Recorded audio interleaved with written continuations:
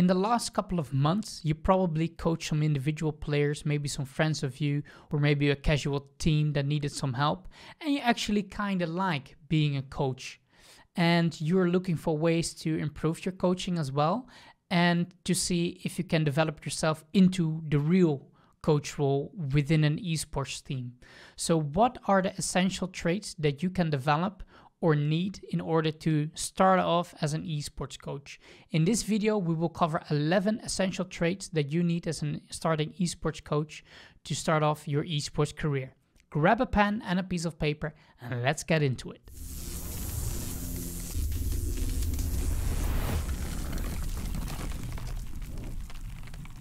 What is up, guys? My name is Donny from nextlevelesports.com, the #1 platform for esports coaches and team development. We are here to help you and support you and your team to reach the next level by getting the people side of esports right. Before we're going to talk about the 11 traits, let's talk about the exercise and how we get the most value for you out of this video. So by now, obviously, you have grabbed your pen and paper or open up your Word document where you can take notes and all these kinds of things. With every trait that we're gonna cover in this video, rank yourself from anywhere between 1 to 10, with 1 being I'm not skilled in this, and 10 is I cannot improve or almost not improved. On this point is like basically very good already. Instead of only looking at the traits like, oh yeah, I got something a little bit about that, but you rate it maybe a 5 or a 6 and you think like, yeah, I got it, so I can become an esports coach. It can become a blind spot where you can run into a wall with certain specific players or maybe a team in general where you don't feel very comfortable what you are doing. To be aware of what you are good at and what you're not so good at really builds around your confidence and what you can hone into as a coach as well. So do more than if you starting off as a coach by the things that you rate high at instead of the things that you are scoring low at. So the things that you're scoring low at, you can develop them over time, and at a gradual pace you can improve them so they become more acceptable as well. So it doesn't mean you have to get like AAA 10, 10, 10, 10, 10 on every trait, but it's good for your own perspective to see how is it for me. Am I good at it or am I not good at it? So grab your pen and a piece of paper, your Word document or notepad, and let's get into the first trait. Let's go. #1 on the list is obviously passion. You need to have passion as an esports coach in order to succeed and do the things that you want to do. If you don't got passion, stop the video here and go do something else, because you won't make it and make a career out of it. Love for the game is very important. Every day you wake up doing the thing that you love is very beneficial for your motivation. You're adding value towards the team members because they can sense if you're not motivated or you don't have passion for the game anymore. So this is basically the foundation of your coaching. You need to have passion for the things that you do, as well as passion for coaching in itself, teaching other people, adding value, connecting people together to work together. All these things are very essential as a coach to have. And lastly, to have also passion for the community. Maybe not in a deeper way, because some communities are different than one another, but to stay connected with the team and to have a passion, to have the mindset that you want to add value and spread love and not hate, basically. Because that will add on to how you perceive the community, the game itself, and how you are perceived as well from the outside. So you can add on all these positives that add on to the passion spectrum. So the first one is passion. The second essential trait is commitment. If you have high set ambitions for yourself, things that you really want to make a career, or even though it is in a casual way, you want to set goals for yourself and have a certain type of ambition. And you want to translate those ambitions with commitment, that you're not just saying stuff, but actually doing the things that you say. So you need to match your actions with your ambitions. So putting in the hours for the vision that you have set for yourself. If you want to become a major coach in CSGO or an LEC coaching League of Legends or any other game on very international and high stages, match your actions with your ambitions. Because if you don't match those, you will kind of make a fool out of yourself. So also be realistic where you stand on commitment, what you want to invest in. Do you maybe have 10 hours a week that you find it okay to casually coach maybe some friends or maybe people that want to ask for help through forums or maybe a Facebook group or whatever? Or do you really want to fully commit with maybe 40, 50, or sometimes 60 hours a week or maybe more in order to fulfill your ambitions and career? The second part is very correlated with that, is give it your all. So it's not only commitment by putting in the hours and then lay back and then just grinding it through, like working slowly or whatever. If you're working, basically give it the all you've got. If you're learning something, learn it viciously. Extract the things that you learn, apply it over and over again, and really work with it. Just doing it like from a casual way or maybe from a more lazy way, putting in hours is only one part of the equation. You need to do more than only putting in hours. It's also putting in effort and giving it your all. So lastly, what it comes down to, do what is necessary in order to fulfill your dreams, your ambitions, but also do what is necessary in order to commit to your team, to your players, and go that extra mile in order to add that value and to become the real coach that you want to be known for. So the second trait, commitment.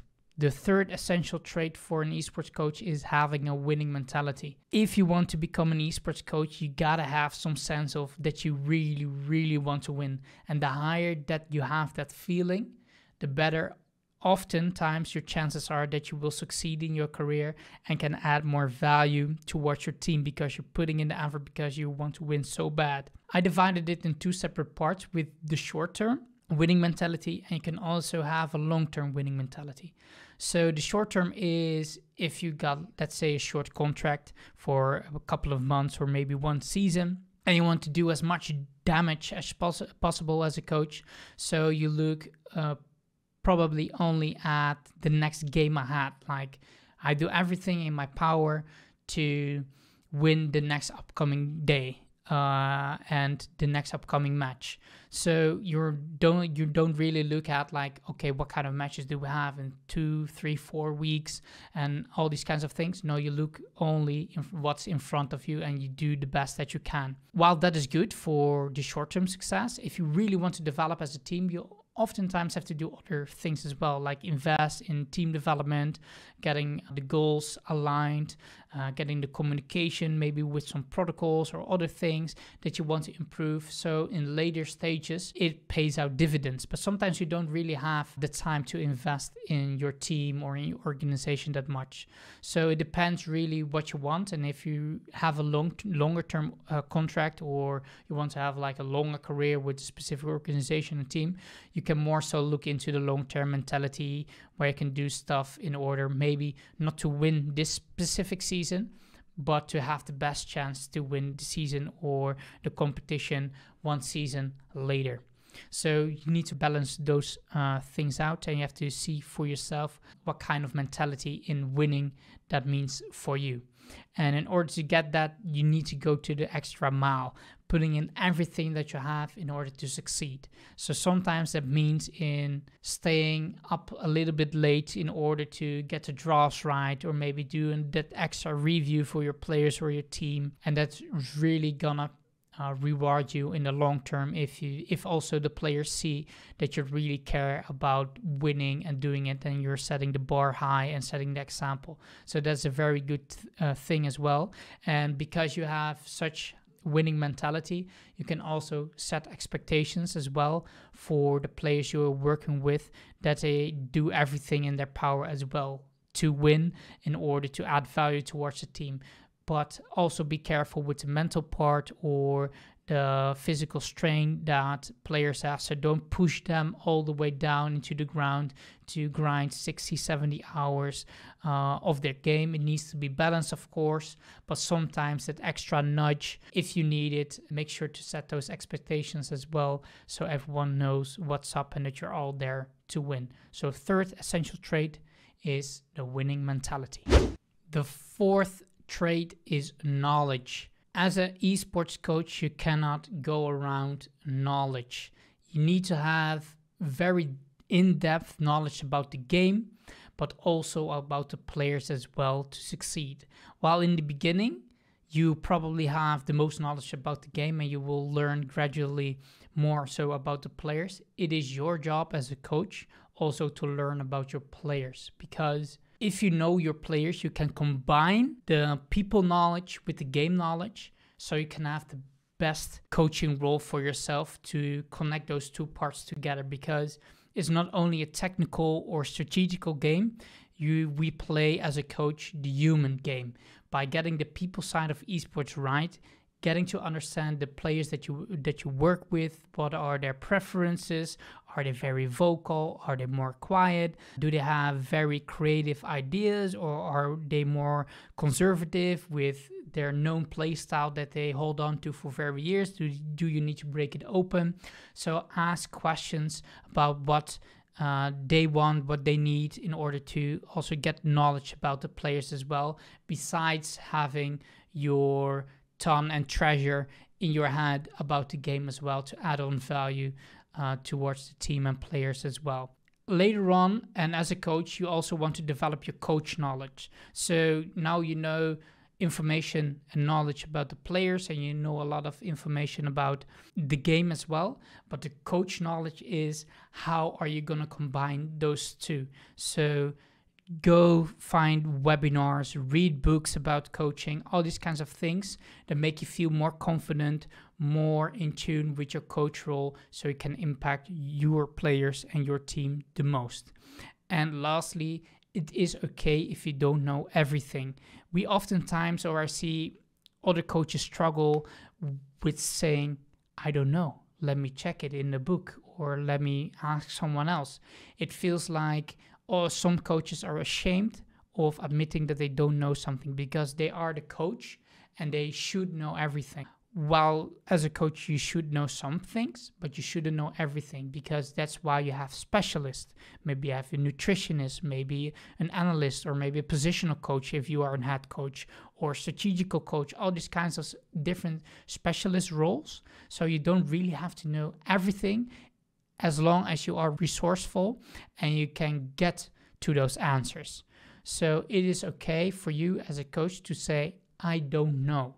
It's often more authentic, more good for the team, so they know you are a person as well and you have weaknesses as well, instead of I know this and just go do that and it fails. Your players will lose trust in you as a coach, and that's not what you want. So just be human. You don't have to know everything, but still knowledge is very important. So therefore, trait number 4, knowledge. The 5th essential trait for an esports coach is listening. This skill and this trait is very underrated, because oftentimes we think that coaches need to know everything just about the last topic, the last trait of knowledge, that we know everything and that we just give all the information, all the solutions how it should be. But we forget that these players are at a certain level, that they got there without probably a lot of coaching, and they got to that level. So they know a lot about the game, or how they view themselves, what their identity is, or all these kinds of things. So instead of only giving them the solutions and saying how they should behave, ask them a lot of questions, what they think is right.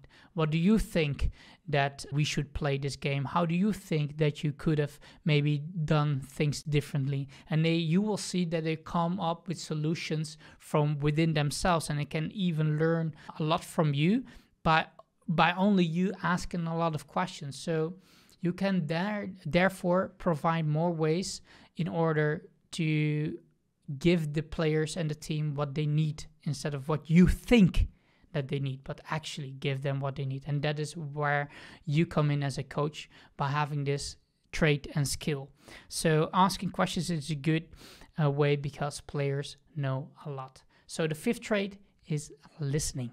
The 6th essential coach trait is being vocal. You got to let your opinion be heard, because that is what the players expect of you as a coach. You can't hold your opinions for yourself or only write them down in your book and not come back to it. So have you ever had a very quiet coach that doesn't really have that much input that was that impactful? Probably not, because you have to be vocal. So if you are more timid in that sense, maybe not used to talking in front of a group, but you really feel like you want to become an esports coach and you have a lot of value to give towards players and teams, then this could probably be one of the first improvement points, to become more vocal, to express your own opinion. So speaking up your mind is very important as well, because that way to have this whole team cohesion is very good and essential as well, to hold yourself and others accountable with their actions and agreements that you and they made. Doesn't matter if it's like in-game tactics or strategies or vocal communication protocols, you have to hold other people accountable and see through those mistakes and really sometimes discipline others as well, because they won't do it themselves oftentimes because they see or feel they made a mistake and they don't try to bring it up or say it from themselves, even though they can sense it. Being you with your overview perspective as a coach, you need to call also sometimes people out on their mistakes or their positive behaviors.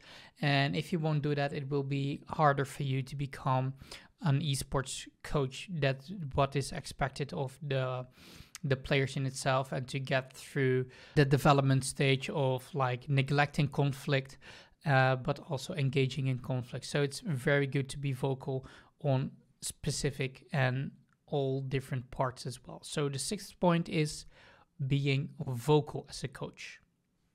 The seventh essential trait for esports coaches is to bring structure. A lot of times I see esports coaches just, okay guys, just go into the scrim or the prac or or just the server, play the game versus the opponents, and then afterwards we'll rewind and look back what can be improved and how we can develop as a team. It is very essential if you want to be starting off as a coach and you want to really have this impact, is to set routines. So routines are not only exercises that you do, but also things like steps that you always do. So for example, before practice, you will say what kind of goals we will be practicing today and how we're gonna measure those goals. So to have this kinds of structure really is beneficial for the team as well, because the players and the team will know what you expect of them and how they should behave in according to the goals.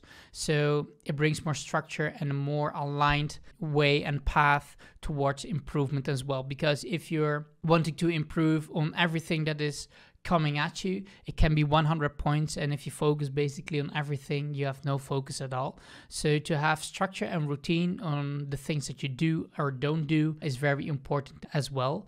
And those routines also include like coming on time as well, or have a certain set in stone agenda that every Wednesday between 4 and 6 in the afternoon, you will do the game reviews of the day before, etc., etc. So the players know what to expect, and the longer you have the structure, the more beneficial it will be and the more normalized it will be. So in the first maybe 2, 3, 4 weeks, it can be maybe a little bit of conflict for you and the team because I have to adjust towards these routines.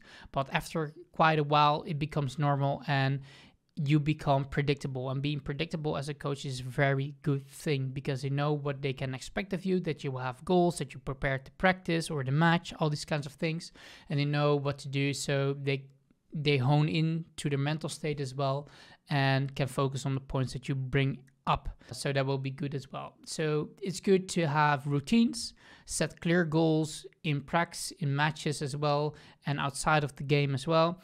And of course, always set an example. So if you want to be a structured coach and want to bring structure, be sure you are on time, you did your homework, you went to the extra mile in putting in the effort and work to get things right. So that is also a big part of being a structured coach, is to be structured yourself as well. So the seventh essential trait is bring structure. The eighth essential trait for an esports coach is to connect players together. You as a coach are also the catalyst, let's say the cement between the bricks The bricks are the players and you are the cement, connecting everything together so you can build a house instead of only a pile of bricks together. Even though it won't get blown off by the wind, but if there's a shock or there's like an earthquake, everything will instantly collapse instead of having a chance to stick together. So it's very important that you are the catalyst and between the bricks of the house to keep it all together. So in order to do this, you have to know if you can and are good with facilitating discussions and conflict, because sometimes there is automatically conflict because of a situation happened in game, outside of the game. But sometimes players withhold their reactions or their thoughts about different players or the play style, and sometimes you have to lure them out into conflict and to facilitate that conversation that is essential for the team to improve and grow to the next level. So also in that way, in that manner, you have to learn how to connect different players and when to facilitate in different conversations as well. And to do this and to build trust, you also have to build relationships with your players and the team overall. So in order to do this, don't only do it with team sessions or like within the practices or scrims as well, but also schedules from time to time, one-on-one meetings with individual coaching or just like 50 minutes with some quick questions. For example, hey, how are you doing? How are you feeling within the team? Is there anything I can do? Is there anything on your mind? So they try to trust you as well. You become a more trustworthy person. Later on, you can more so fit pieces in together, so when a conflict arises, you very much better understand the perspective of one particular player and the other one as well, so you can like communicate between those two, because sometimes the personality really clashes. They're very different, opinionated. By understanding each of the players' opinions, you can be the catalyst to combine those two together so you can connect them better so the team and those players can move forward again. 8, connect players. Number 9, adaptability. So especially within esports compared to traditional sports, this is very, very important, because in traditional sports like football has been existed for decades, over decades, and the game didn't really change much within the rules and all these kinds of things. But within esports, you have like updates, small patches as well that could really change the meta of the game. So you have to be on top of all the new information and the patch notes that are being released. And it also depends on like the game you are playing. So for example, CSGO really doesn't have that big of impact like in terms of updates and patches, but for example League of Legends, like every month items change, champions change, sometimes once a year the map change, or like the whole dynamic of the game changes. So you have to be on top and be sure to be adaptable towards the information that is changing, because if you don't change with the game, you are lacking in your probabilities to win. So it's also very good to keep your notifications on when patches are there, or maybe pre-patches, to get knowledgeable about those things, that what would be the impact be of your team or a specific player or a specific play style, and adapt accordingly to what you think will be best. And not only from your coach perspective, but also collect the data of those patch notes and those updates and reflect those together with your players and team as a whole, what they think. So you come with the global picture, what you and your team think would be best. Because if you only would bring only your solutions, they didn't really have the room or time to think if that is correct, and maybe 1 or 2 players will agree with you, but the other 3 players wouldn't agree with you. So it's very good to also interact with the players and the team as a whole to bring it all together, so everyone is adaptable towards the new information available in patches and updates. So next to those patches and updates, always be prepared for the unexpected. There's always something in someone's life of a player that something can happen like tomorrow. A family member can have a terrible accident, they get ill. So what do you do? So to keep ahead and on point on things, you want to stay in check with your players to see how they progress, how they are feeling, stay in touch with them. So when you feel something coming up that is not really right because of a family member, maybe someone's mother is in the hospital for a time, so you can react and build something around it so it doesn't damage the team or the player as much as you wouldn't do anything about it. So that is very important as well. Also, it is very important for you as a coach because you are probably different than the players as well in terms of personality and how you behave.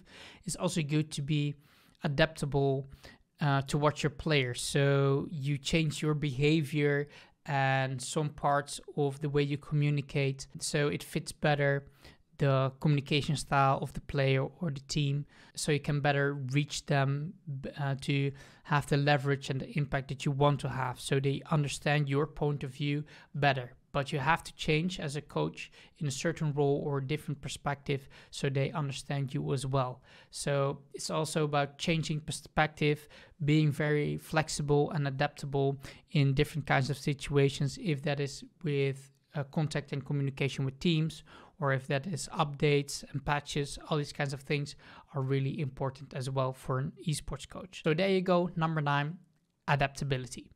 Number 10, fail well. So as a coach, it is obvious, especially when you're starting out with coaching, that you make mistakes and you feel sometimes or you didn't get the results that you wanted to have, and that is all perfectly normal. We all have our downfalls or our mistakes, our ups and our downs. So you're perfectly normal if you make mistakes. You're human. Good for you. But we don't want to make the same mistakes over and over again. So in order to fail well, to grow from the mistakes that you make, I got this formula. So it is pain plus reflection is growth. So if you feel pain, maybe you feel ashamed about something that you did, or you really missed the point on someone when you were coaching someone or wanted to teach something and really didn't understand you and you feel terrible about it. Be honest with yourself, reflect deeply towards what was the core of this problem. Was this maybe me? Should I maybe learn something more about coaching or teaching? Or was it maybe the way the player communicates? Maybe he was too critical, maybe maybe soften up, or maybe he's too soft and I want him to be more critical. And what is the problem there? Or maybe the communication that the players have or the team in general have within each other is not that effective. And really look down from a coach perspective, where is the true problem? And when you find out where the true problem is, then you can grow as a coach and also within the players and the team as a whole. So please make mistakes, but also if there are mistakes make sure to reflect upon it very good and thoroughly. Yes? All right. So number 10, fail well. The 11th and last essential trait for an esports coach is always learning. Adopt a growth mindset where there's always opportunity for you to learn and something to be improving as well. It doesn't matter if you make mistakes. It's good that you make mistakes because that means you are learning, but see it as a positive thing that you now have more experience and more knowledge to do better and to add more value towards your players and the team in general. And I also want to point out is if you are learning as a coach, differentiate knowing things versus doing things, because I seen so many esports coaches reading books about coaching and listening to other coaches as well, what they should do, and it's very inspiring and it makes very logical sense inside their minds. But when they are inside the moment of coaching, they really don't know what to do or doesn't feel like natural. And that is normal because knowing things isn't the same thing as applying them. I always say this in my workshops and individual coaching: to do something that you haven't done is the same as watching 10,000 karate movies. If you would watch 10,000 karate movies, would you be like a black belt in karate? Of course not. You're just the same guy on the couch because you didn't like do karate, you didn't exercise, you don't have the muscle memory, you don't have the speed or the agility or all these kinds of things, or the strength to get a black belt in karate. So the same applies to coaching as well. So what I always say is use it or lose it. So if you read something out of a book, maybe a communication protocol or something very interesting to ask questions, to activate the player's motivation, or all these kinds of things, you can read about it, but apply it as soon as you read it. If you feel something from the inside that you feel like, yeah, this can be very good and beneficial, try to apply it the next day or at least in the same week. Because if you read it and be like, oh, that is nice, but you don't do anything, after a month, you don't even remember that this could add value towards the team. So use it or lose it. And that will be the last one of this bunch, 11 essential traits for you as a coach to have to start off your esports career. Before we're gonna end this video, let's take a look at your scores that you've been given. At the beginning of this video, I asked you to write down the scores between 1 or 10, how you would reflect upon yourself, how good are you at the specific trait that we mentioned in this video. So if you have high scores on specific traits, that means you probably are comfortable in that certain aspect. And if you have low scores, you're probably not that comfortable in that aspect. So if you're starting out with coaching, please look at your strength. What are you the best at? What are you good at? And do more of that, while gradually you want to improve the skills that you maybe score a bit lower, where you're not that confident about, because you need to get them to an acceptable level. So you have to work on them and train them, but be sure to always lean into your personal and natural strength that you feel comfortable with, because that is the place where you have probably the most impact as a coach. So keep that in mind, the scores that you have and how you can impact your team or the players that you're coaching with. And I hope that will give you a better insight into yourself and where you can start off as a coach. And maybe you've thought of some ideas as well, how you can maybe implement or do something else differently. Or maybe you just learned from this video that you're on the right track. And then I would say, good for you. Very nice, good job, and keep it going. And for you maybe that want to learn more about the esports coaching as well, because you're just starting off, the last video I've made is about the 5 mistakes an esports coach make. So check that out as well. I put the link in the description below, and also here a link in the screen as well. And for the rest, I would love to thank you for watching this video. If you like this video and it brought you some value, please hit a like. It really helps a lot by spreading it to more esports coaches as well, just like you, that want to learn and to develop into a great coach. And also hit the subscribe button if you want to learn more about esports coaching and team development as a whole. And also hit the notification bell so you will be the first one to get notified when a new content piece is up. Because every Monday, Wednesday, and Friday, I will post a new piece of content on this channel for you to develop and your team towards the next level by getting the people side of esports right. So once again, thank you for watching this video, and see you guys next time. Bye bye.